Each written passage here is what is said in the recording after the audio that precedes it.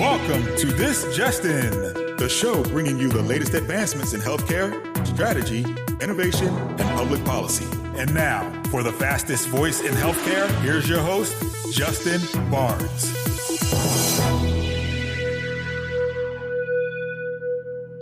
Thank you for tuning in, and welcome to This Just In. I'm your host, Justin Barnes. In these segments, I'll bring you the latest advancements in healthcare, strategy, innovation, and public policy. As always, we're broadcasting from the This Just In studios on the Business Radio X network, as well as the Healthcare Now radio network. For this episode, my 241st episode, we have a great, insightful show with a first-time guest, author and doctor, Doug Farrago. Welcome to the show, my friend. Thanks for having me. Appreciate the interest. You got it. No, I came across your book and was very intrigued. Love your approach, and we'll dive into that in a moment. But my audience has never heard your voice before. So where'd you grow up, attend college, all that good stuff? Okay, so I grew up in New York, went to the University of Virginia for undergraduate, master's degree in Houston, medical degree in Houston, did my residency in Maine, stayed there for 18 years. And then in the last 10 years, I've been down here in Virginia. I spent 30 years as a family doctor and had recently retired clinically. Now I'm just doing consulting really in this subject what I'm going to talk about today, which is helping hospitals retain physicians, because I don't know if they know what they're doing or care about it, but they really need to. Yeah, no, I agree. I mean, I've seen a lot of surveys, even participated in some recently, or just around the health IT and adoption, and then physicians and physician retention. And it's certainly murky out there. So I look forward to diving in. So I did not realize that you're a Northeast guy. I grew up outside of Boston. So I have a special spot in my heart for the Northeast. Maine is beautiful country. And so is upstate New York. In the summer. Exactly. Yeah. You got it. Very cool. So I used to go to Lake Chautauqua almost every summer, if you know where that is. Oh, yeah. Yeah. Very cool. So where did your passion for healthcare come from?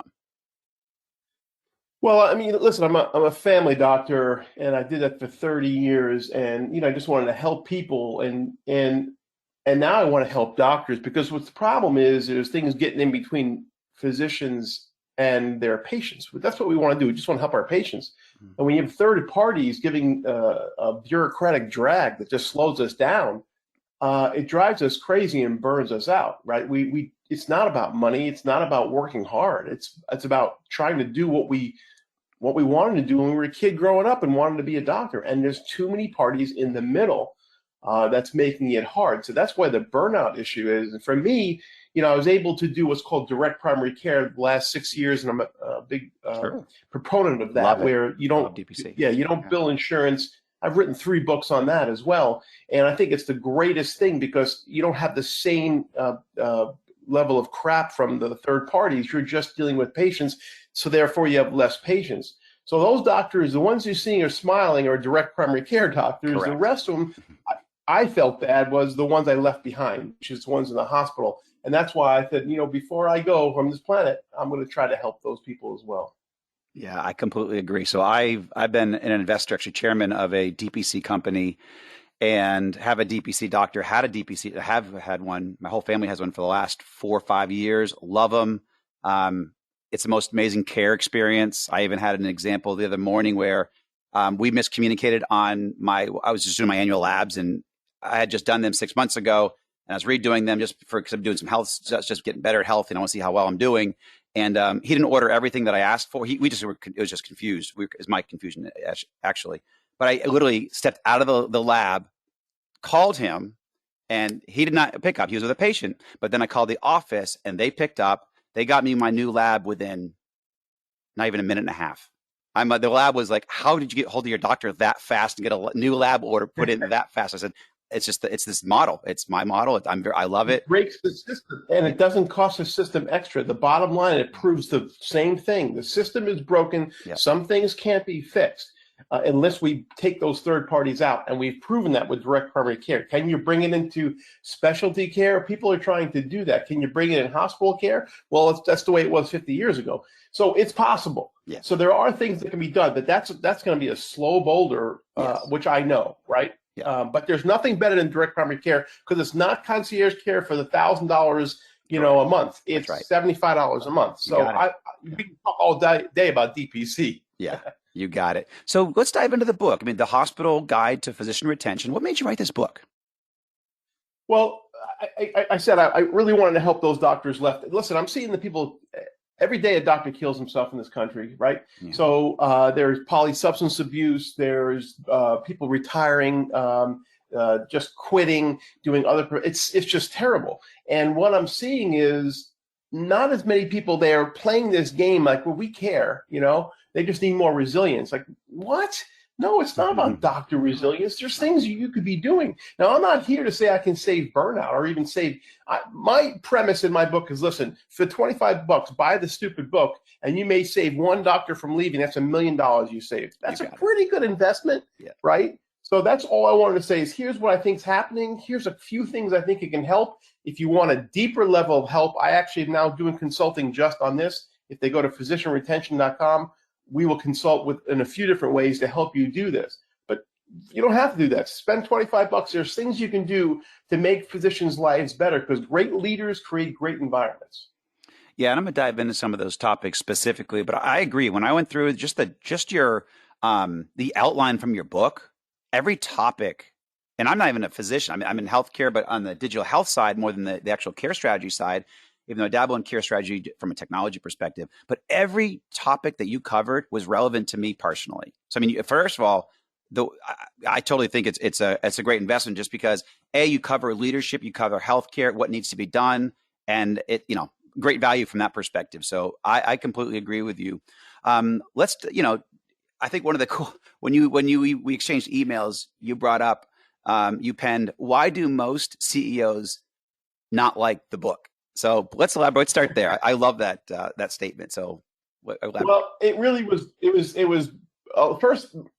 I was warned about this before I wrote the book. Okay, then I wrote the book and I forgot, and so then I sent out advanced copies to a lot of CEOs, and the response was horrific. Right. So it blew me away, and I had to sit back and think, what's going on here, right? I mean, listen, this is you're saving money, so why would you not want to read this information? And so I just walked into a landmine of a war going on. I think still a power grab, where there's many reasons it may be. Now, it's not every CEO, and there's more CEOs now have come saying, hey, I really love the book. It's helped me a lot. But initially it blew me away. So I guess I wrote for the wrong audience. But the truth is, it could be that CEOs think this is a doctor issue. They're going to leave, which is not true. Or they just need more resilience, which is not true. Or we can just replace doctors, which is definitely not true. That is going to be a horrific, and that's happening. Yes. And I think they're leaning on that, saying, we'll just get 2 NPs or 2 PAs to do the same thing. That's not the same level of care, and you're going to burn. You can take my advice, but if you don't, it's at your own peril. Yep. So yeah, there are some CEOs that just don't want to pay attention to this issue of, hey, listen, why would you continue to fill a bucket up if you have holes in the bucket? Just patch the holes first, then we can worry about filling it up. And that's the cover of my book. And it's like, I'm not getting the traction I needed, which is okay. Listen, for me, I do not want to consult or work with anybody who's not really interested in actually trying to help the situation. My passion is to help doctors in the system. So your passion is to save money. I get that. And if we can come together, you're really into it, I'd love to help you. But if not, if it's only 1 in 10, that's fine. Right. So I actually spent some time on this topic, even at the most recent HIMSS conference in Orlando. The Healthcare Information Management System Society has their annual conference. And physician retention was a big topic, only because of physician burnout is a significant issue for the health IT industry and digital health industry. And specifically, I think some of the numbers floating around that conference, and I actually did a couple of interviews on this, is up to 50% of care providers are unhappy with their jobs. It's up to 50% of care providers. It's more than that. Yeah. I mean, it's that's significant. If half the people in our healthcare system are miserable, unhappy, that's going to lead to so many other issues downstream for us as patients, us as a society. I mean, the fact that, that's when we went back and forth several times to get you on air. I'm glad we made it happen finally, because it's a significant topic. It's not just a technology issue. There's a lot of, issues as you bring up in the book. So on the CEO topic, I would love some of the initial reactions, that you got back for, like, they're saying, well, it was how it's not a leadership issue, or, what are some of the content you got back? Oh, doctors are spoiled. Doctors don't need to be treated like this. They're doctors can be replaced. You're just a provider. I mean, it's just bizarre, right? It's and again, this is not every CEO and every doctor. I'm not saying every doctor isn't a spoiled arrogant. There's some issues there. Of course. Let me go back to what you said about the unhappiness thing. If you reverse that, because all we care about is, oh, they're unhappy. What if they were happy? So when I was in when I came out after residency, I was recruited to one hospital when times were a little bit different by two chief residents that I worked with. I got me and my other chief resident to go with them. We ended up recruiting within 2 years, 10 doctors of people we knew around the country to come work in this one hospital. We saved them millions, and we enjoyed working together because there was a sense of community. We felt valued, and we felt happy. And not only happy doctors recruit other happy doctors stay, and happy doctors make patients happy. Yeah. So we're always focused on these unhappy doctors. Yes, we want to get them out of that gloom and doom, and there's ways to do that. But there is such a carrot there if you actually work at making your environment better and your doctors happy. And then there's, it's not about kissing butt of the doctors and treating them like gods. I make sure I point that out in my book a bunch of times. It's about doctors feeling valued and the sense of community. So that's important to me. Yeah. And first of all, you're spot on. I mean, my day job is I build companies, mainly healthcare software companies, technology companies. And I care, my employee happiness and satisfaction is paramount to me, because happy employees creates happy customers. And same your example is happy doctors and nurses create happy patients. And so in most cases, so I completely agree. So as a CEO or whatever my role is in an organization of the board, I care about my team. I care about their happiness. So people really need to care about a doctor and a care provider's happiness if they are their managers and their leaders, for sure.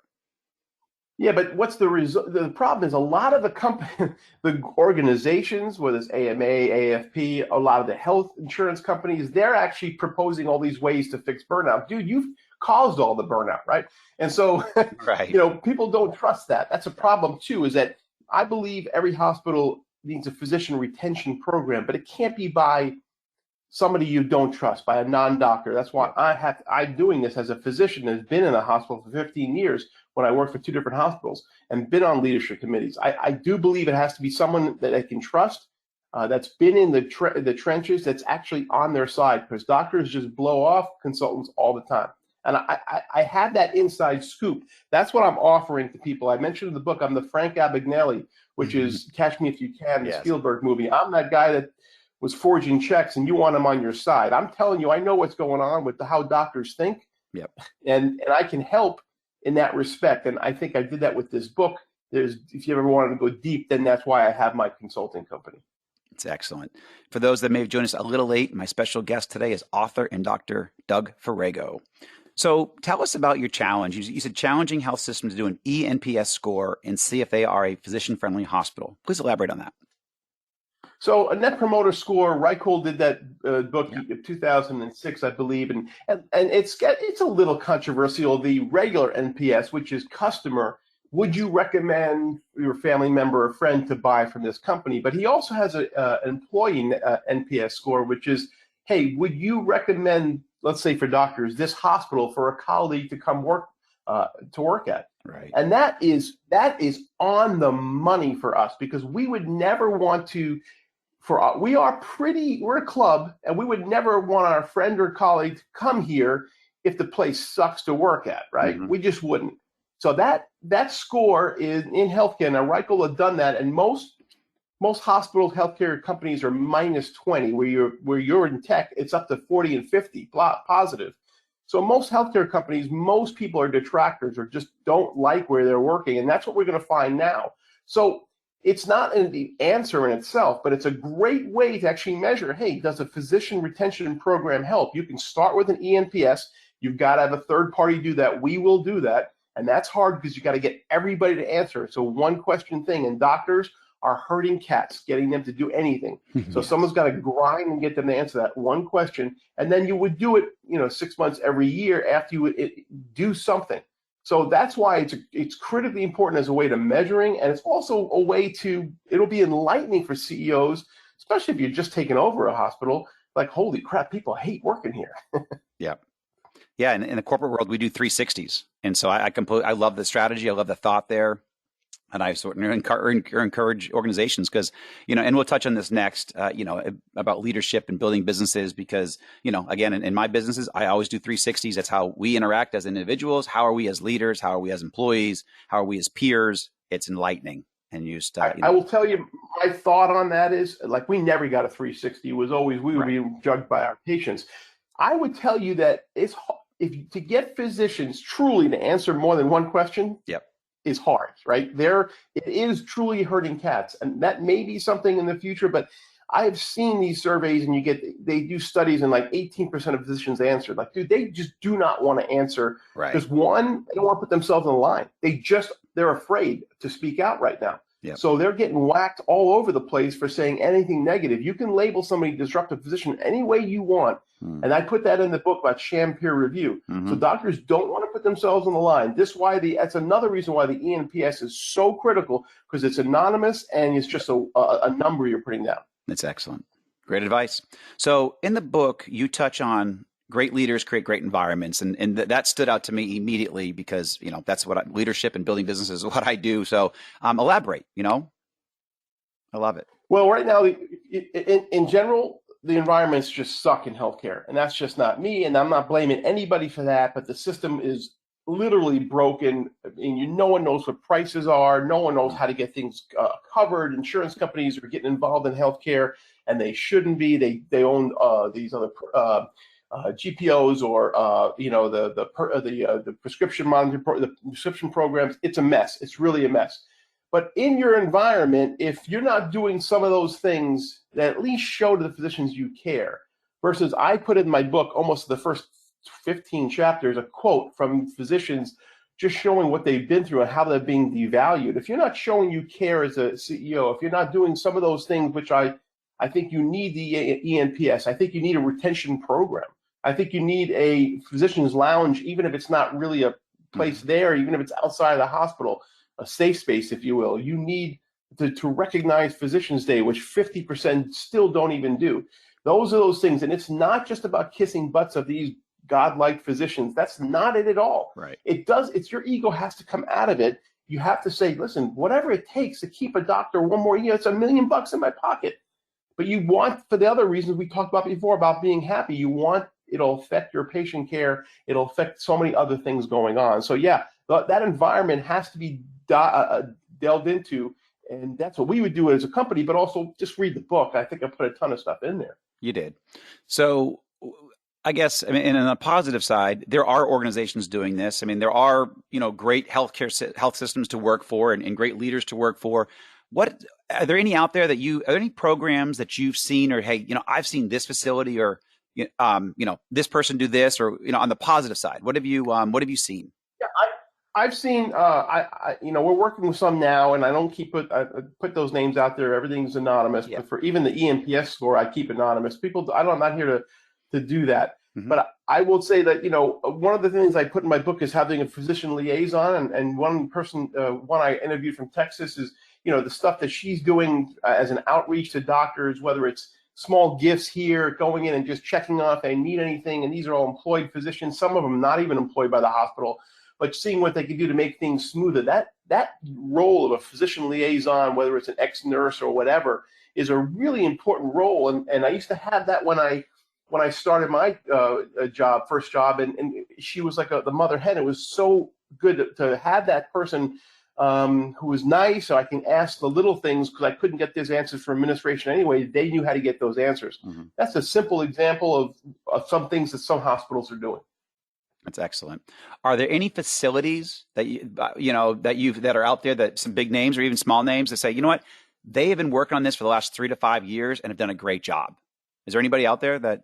Yeah, I have to tell you that it is, I've researched this for 10 years, and I know there's some out there, but there's a lot of fluff out there, right. Okay? Yeah. About how they measure this. And I got to tell you, unless I see an ENPS score, unless I know, I'm a doctor. Listen, I'm biased. I mentioned that over in the book, over again. And I know that's my bias coming in. I got to know from them. And I have heard of some, and I can't remember offhand, that I've spoken to other physicians about that had really worked on trying to do this. So, and I'm sorry I don't have those names off my head, but there's not that many, at least from my, there's probably much more than I don't know about. But unless I hear it from a physician, I'd love to know their ENPS score, because you can fluff and ask the right doctors to speak out, and it seems glorious when 90% hate it. Yeah, and I'll go does back. That make sense? It does, and I'll go back to what you said earlier, which I completely agree with. Is if it's not anonymous, people are not going to be honest. And so I know a lot of those surveys that are out there, and I don't want to call any out because I love everybody, but there are those surveys that are not anonymous, and so people are not in corporate. I'm talking about from my perspective, not even not the physician side, but from the corporate business side.